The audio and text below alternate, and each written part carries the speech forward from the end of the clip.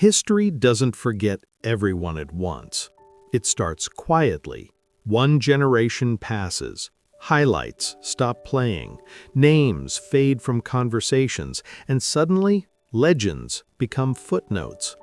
Before the bright lights, before social media, before non-stop debates about greatest of all time, there were men who built Steelers football with pain, sacrifice, and silence.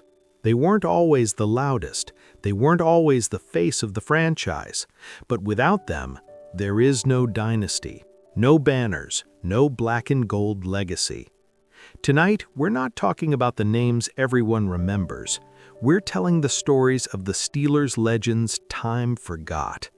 10 warriors, 10 careers, one legacy history almost erased. Stay till the end, because number 1 isn't just forgotten, he might be the toughest Steeler who ever lived.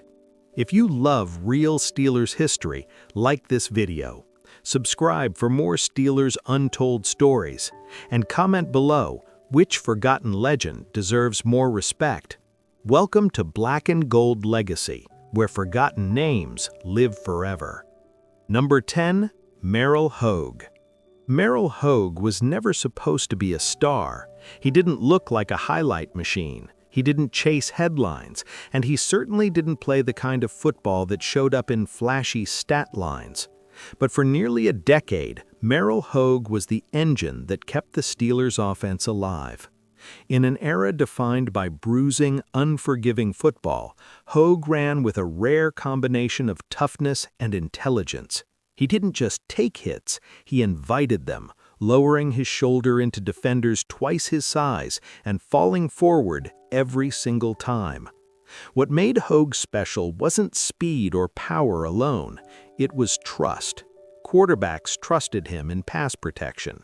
Coaches trusted him in short yardage moments. Teammates trusted him when the game needed grit more than glamour. Hoge played through pain that would sideline most players. Broken bones, lingering injuries. No excuses, just presence. When he stepped onto the field, defenses knew they were in for 4 quarters of punishment. And when his career ended abruptly due to injury, it ended quietly, just like the way he played. Merril Hoge didn't leave behind record books filled with numbers. He left behind respect. And in Pittsburgh, that has always meant more than fame. Number 9, Mike Wagner. Before the steel curtain became a legend, before the defense earned fear across the league, there was Mike Wagner. In an era when cornerbacks were expected to be tough before they were flashy, Wagner set the standard. He didn't play for interceptions or highlights, he played for control. Receivers learned quickly, routes were earned, not given. Wagner was physical at the line of scrimmage, disciplined in coverage, and fearless in run support. He tackled like a linebacker and covered with patience, rarely biting on fakes or panicking under pressure. What made Mike Wagner truly valuable was his consistency. While bigger names drew headlines, Wagner quietly erased his side of the field. Quarterbacks stopped testing him, not because he talked trash, but because throwing his way usually ended in regret. As part of the early steel curtain defenses, Wagner helped lay the foundation for a dynasty. He was reliable, intelligent, and selfless, the kind of player whose absence would be noticed immediately.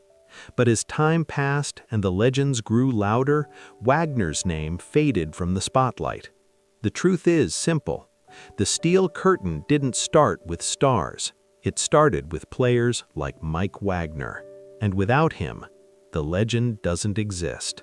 Number 8, Dwayne Woodruff. Dwayne Woodruff was never flashy. No loud celebrations, no constant headlines, just assignment-perfect football, snap after snap. And that's exactly why offenses hated him. Woodruff played cornerback the way coaches dream about, disciplined, patient, and physical. He didn't chase interceptions or gamble for highlights.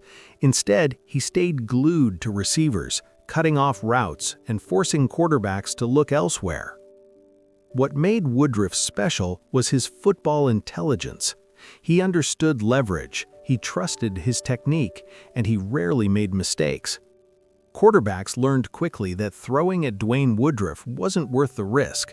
The ball might not always be intercepted, but the completion almost never came easy. Woodruff was also a fearless tackler, stepping up in run support without hesitation. Wide receivers expecting a soft corner learned a hard lesson when Woodruff met them with solid fundamental hits. During a period of transition for the Steelers' defense, Woodruff became a stabilizing force. While stars rotated around him, he remained reliable, week after week, season after season. And when his career ended, there were no farewell tours or dramatic send-offs, just quiet respect from those who truly understood the game. Dwayne Woodruff didn't need attention to matter. His coverage spoke for him. Number 7. Ernie Holmes. Every great defense has an edge. For the Steel Curtain, that edge was Ernie Holmes. Holmes didn't just line up on the defensive line, he unleashed chaos. His style was violent, emotional, and completely unpredictable. Offenses never knew whether he'd explode through the gap, overpower a blocker, or disrupt the play before it even had a chance to develop. What made Ernie Holmes different wasn't just strength, it was intensity. He played every snap like a personal challenge, colliding with offensive linemen with raw force and refusing to be moved off his spot. Running lanes disappeared, pockets collapsed, plays died early. Holmes was a vital part of the Steel Curtain's interior dominance. While others drew more attention, Holmes did the dirty work, absorbing double teams, clogging gaps, and freeing teammates to make plays.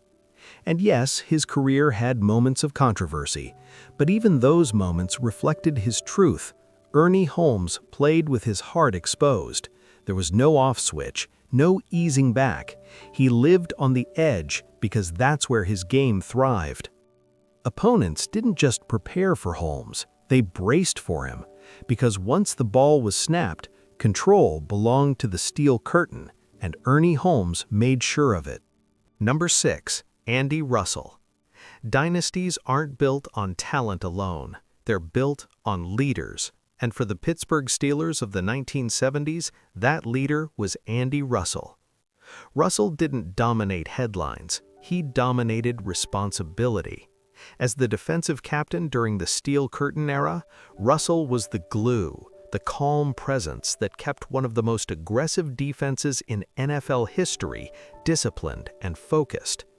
While chaos erupted around him, Russell stayed composed, diagnosing plays and putting teammates in the right position. On the field, Andy Russell was tough, reliable, and fearless. He filled gaps with authority, he tackled with purpose, and he played through injuries that would sideline most players, including seasons where pain became part of his routine. What made Russell special wasn't flash, it was trust. Coaches trusted him to lead. Teammates trusted him to stabilize the defense. Opponents respected him because he was always where the play ended. During Super Bowl runs, when pressure peaked and mistakes could cost championships, Andy Russell remained steady. No panic, no ego, just execution. And when the Steel Curtain is remembered today, names like Green and Lambert dominate the conversation. But inside those defenses, everyone knew the truth. Andy Russell was the backbone. Without his leadership, the legend doesn't hold. Number 5. L.C. Greenwood. Before sack celebrations were common, before edge rushers became superstars, there was L.C. Greenwood. Tall, fast, and relentless, Greenwood brought a new dimension to the Steelers' defense. While most linemen relied purely on strength, Greenwood attacked with speed and length, bending around the edge and disrupting plays before quarterbacks could react. What made Greenwood special was his balance. He could rush the passer, he could set the edge, and he could chase plays down from the backside. Offensive tackles struggled with his reach and quick first step. Greenwood didn't need to overpower blockers. He outmaneuvered them, forcing quarterbacks to step into pressure waiting on the inside. As part of the steel curtain, Greenwood's role often went unnoticed by casual fans, but inside the locker room, his value was clear. He was the pressure that made everything else work. When Green collapsed the middle, when Lambert cleaned up behind, it was Greenwood who closed the escape routes.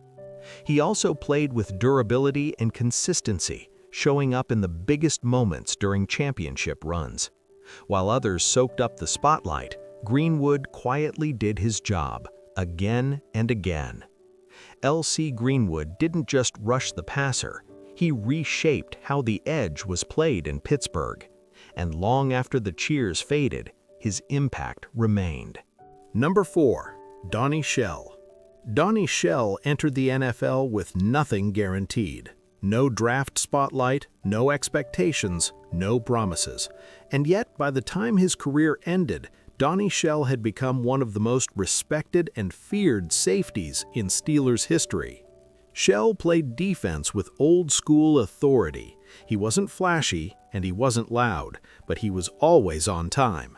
When receivers crossed the middle, they knew exactly what awaited them: contact.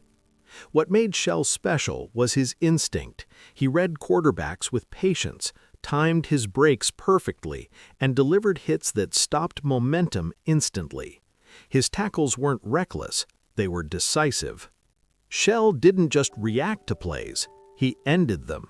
As a cornerstone of the steel curtain era, Shell was the last line of defense and often the most punishing.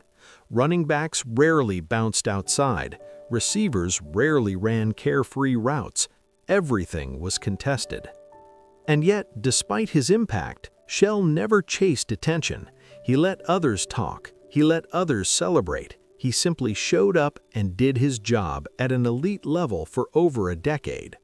Undrafted to Pro Bowler, unknown to immortal, Donnie Shell proved that greatness doesn't need an introduction, it demands recognition. And Pittsburgh eventually gave it to him. Number 3. Aaron Smith. Great defenses don't always start with stars, they start with stability. And for more than a decade, Aaron Smith was the foundation that made Steelers' championship defenses possible. Aaron Smith wasn't built for highlights, he was built for control. From the moment he lined up at defensive end, Smith dictated the edge. Running backs found no escape lanes, quarterbacks couldn't roll out comfortably.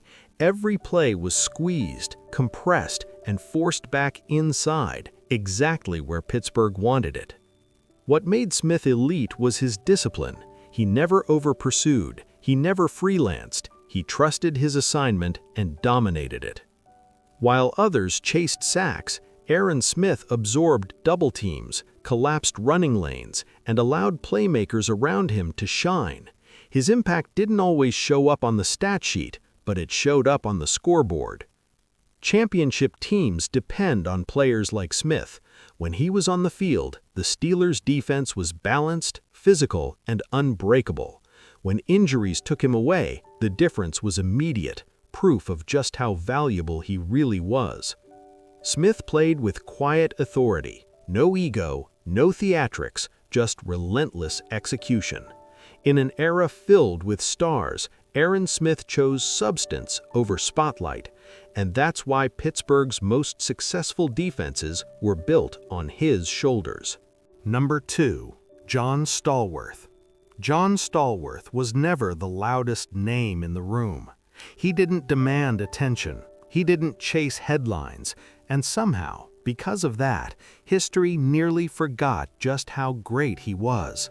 But make no mistake, John Stallworth was elite. In the biggest moments, against the best defenses, on the brightest stages, Stallworth delivered.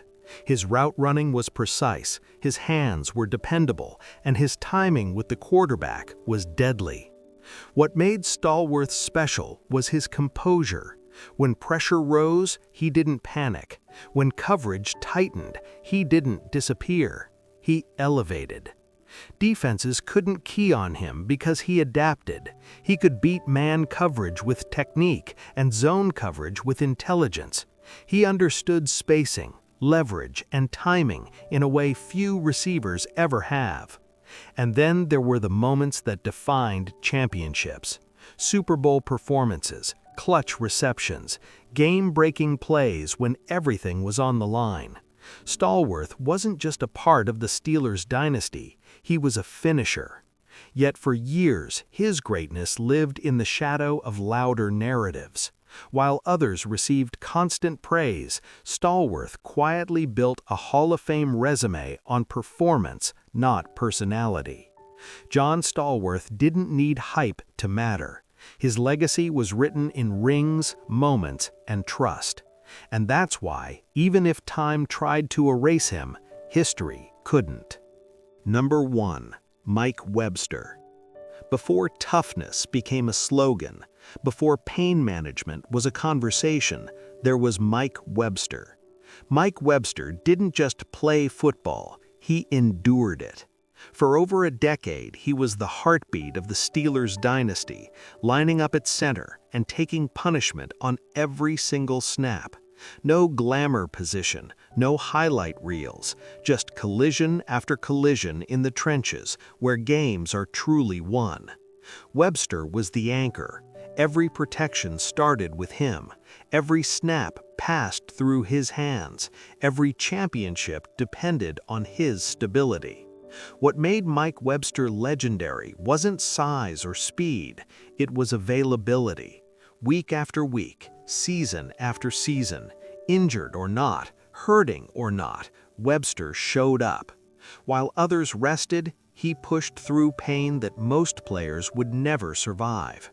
He played with intelligence, grit, and an unmatched sense of responsibility. Quarterbacks trusted him. Coaches depended on him. Teammates leaned on him, literally and figuratively. And when the Steelers ruled the NFL, Mike Webster was there for all of it. Super Bowls, dynasty runs, history-defining moments. Yet when the lights faded, so did the attention. The game moved on, the applause stopped, and the man who gave everything was left behind. Mike Webster paid a price few ever acknowledge. His legacy isn't just about championships, it's about sacrifice, about what it truly costs to build greatness.